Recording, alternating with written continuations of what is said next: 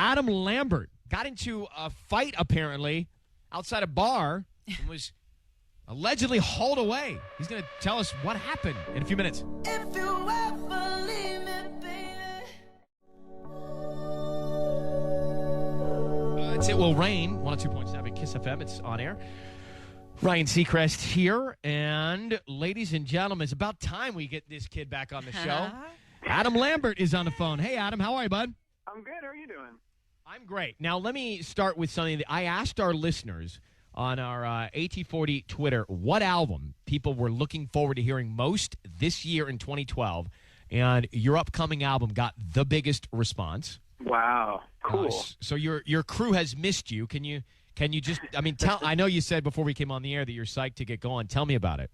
I took a whole year off, writing and executive producing this album, and I believe in it. I think it's really cool, and it's a bit of a departure from the last album, and there's a lot of variety on it.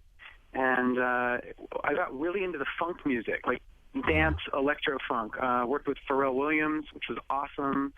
And then I did some kind of darker stuff too. The album is going to be light side and dark side, so it's going to kind of really showcase my reality. Yeah.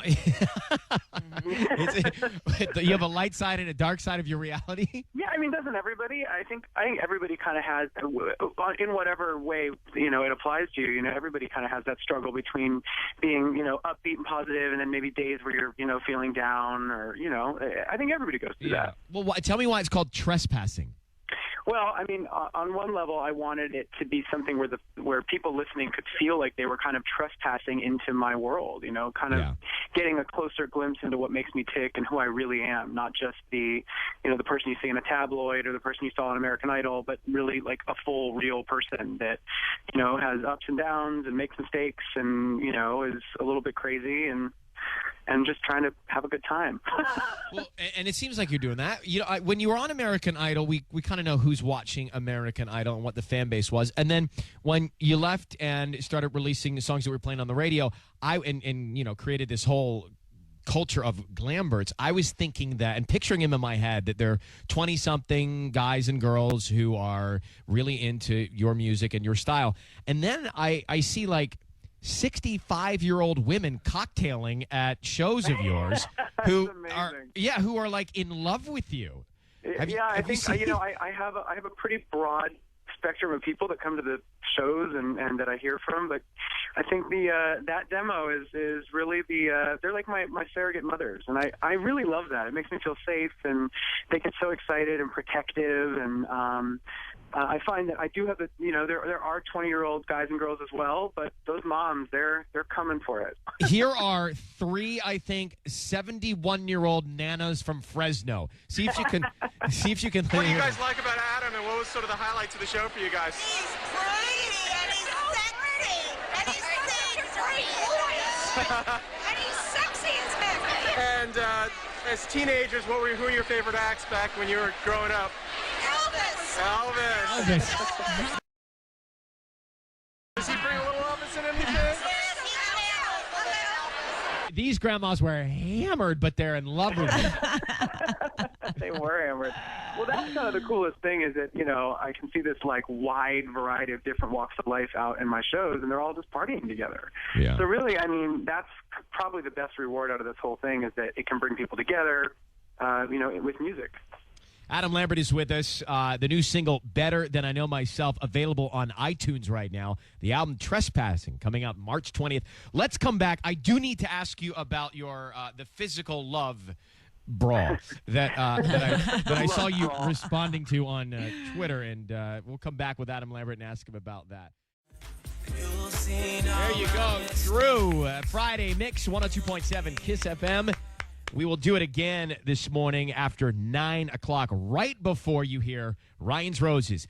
Adam Lambert is on the line with us right now. Earlier we were talking about you coming on, and she said, that he's dating the winner of Turkish Idol. And they got in a bar fight in a Turkish bar. I said, I think your facts are wrong. That's interesting. I just remember waking up because it happened as we slept, and then we wake up to all that. So Yeah, let me. it kind of happened as I slept too, in a matter of seconds. So the report in the States was that overnight here that you guys were out at a bar, you and your boyfriend, who was actually on Big Brother. How do you say his name? Sauli? Yeah, Sauli. Yeah. Sauli. And, he was in Big Brother in Finland. Okay, so it was in Finland, and then there was a little altercation, and were you taken away? Basically what happened was, I had flown in from China, jet lag. There's about 3 hours of sun there a day at this time of year. So I was like trying to acclimate. I was so excited. We went out to dinner with his friends and his family. It was my first time meeting a lot of his close friends because he's been staying with me for a while here in the States. And, we had a great night. We were having a lot of fun, and then just went to a third bar, had one shot too many, and just kind of, lost track of what was going down. The news loves to, blow things out of proportion, and they turn into this, violent attack, and it wasn't that at all. It was really us just being stupid and drunk.